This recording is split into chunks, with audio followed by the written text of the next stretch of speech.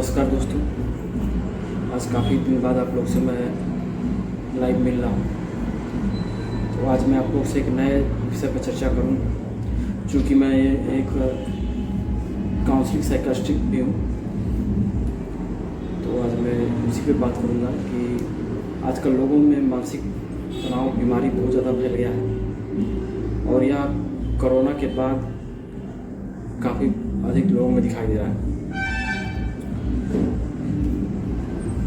एक रिपोर्ट के मुताबिक कि कोरोना महामारी के बाद मानसिक रोगों से पीड़ित लोगों की संख्या में काफ़ी तेज़ी से इजाफा हुआ है। कई अध्ययनों के मुताबिक मानसिक रोगों से पीड़ित लोगों की संख्या 1.5 गुना तक बढ़ गई है, जिससे अक्सर मरीज सिजोफ्रेनिया, डिप्रेशन, एंजाइटी की गंभीर स्थिति होने पर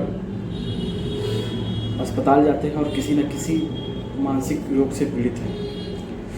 और एक रिपोर्ट के मुताबिक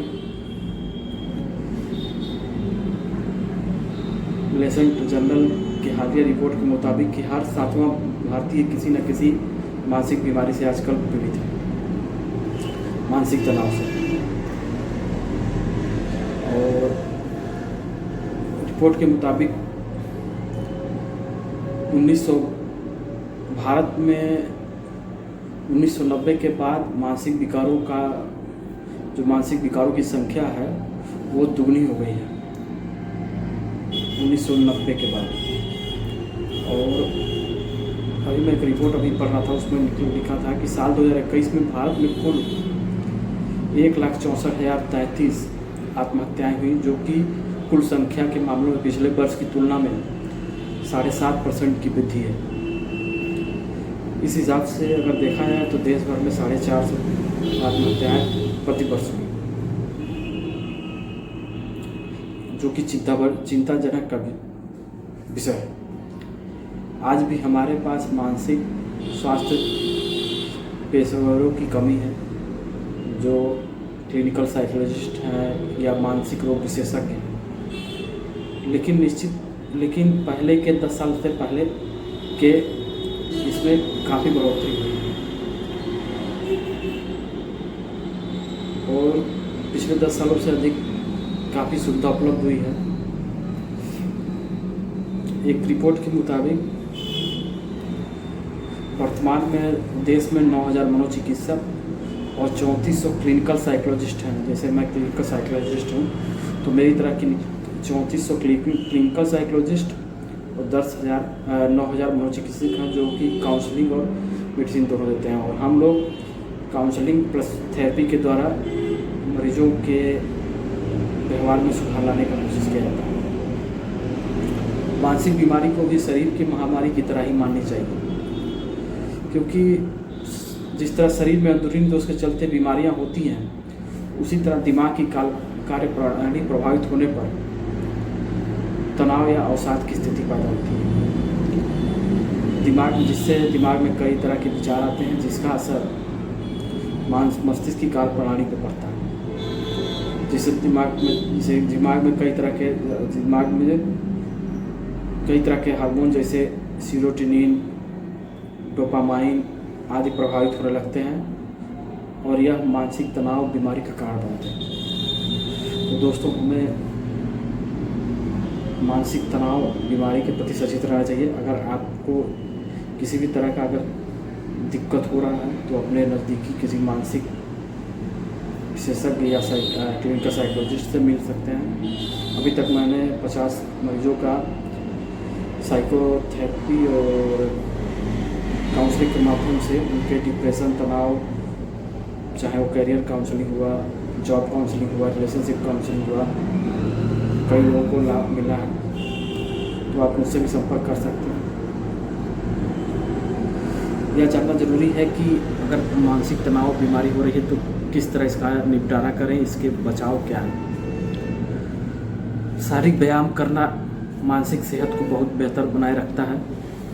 खेलने से, दौड़ने से, कसरत करने से शरीर के मूड को बेहतर करने वाले हार्मोन रिलीज होते हैं।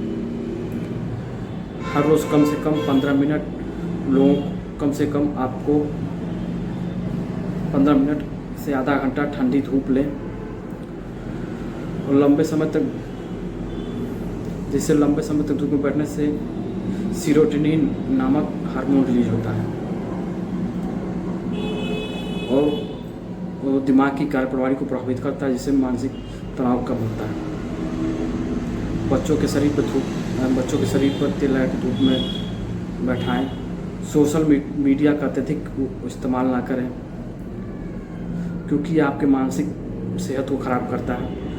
सोशल मीडिया पर अगर कोई पोस्ट आप करते हैं, फ़ोटो पर लाइक डिसलाइक आ रहा है या कोई भी प्रतिक्रिया ना आने पर अपने आप को भावनात्मक तरह से उसको ना लेकर जोड़ें, जिससे आपका जिससे भावनात्मक बोझ बढ़ जाता है।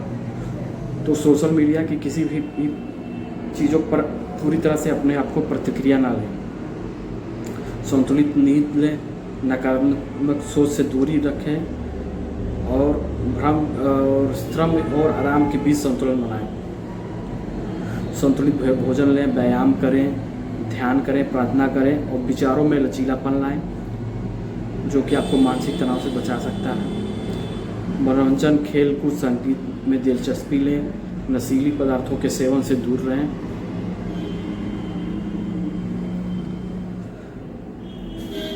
कठिन परिस्थितियों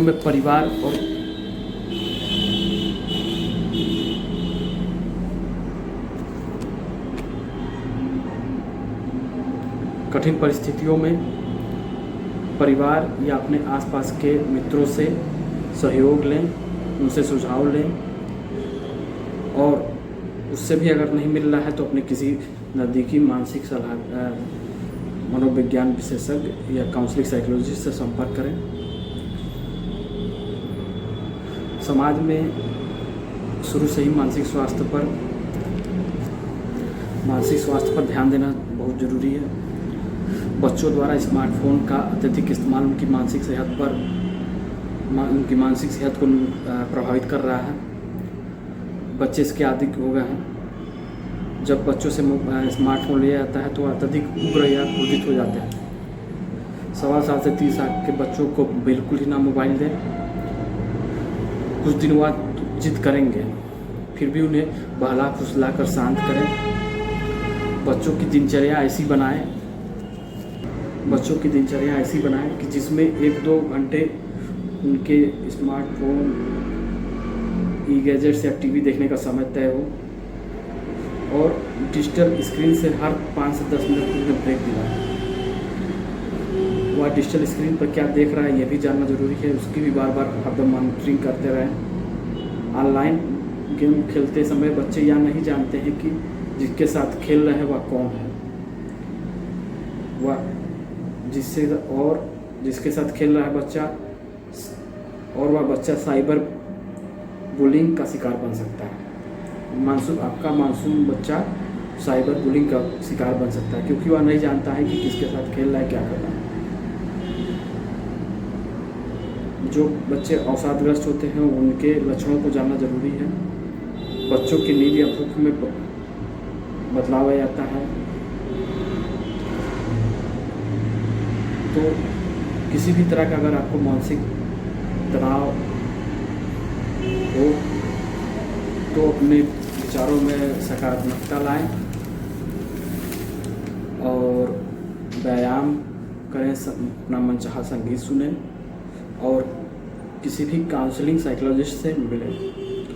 तो अधिक जानकारी के लिए आप मुझसे संपर्क कर सकते हैं और मेरे चैनल को लाइक, सब्सक्राइब, शेयर करना ना भूलें। अधिक से अधिक लोगों में शेयर करें और फिर मिलते हैं आपसे नए एक टॉपिक पर। चैनल को लाइक, सब्सक्राइब, शेयर करना ना भूलें। धन्यवाद।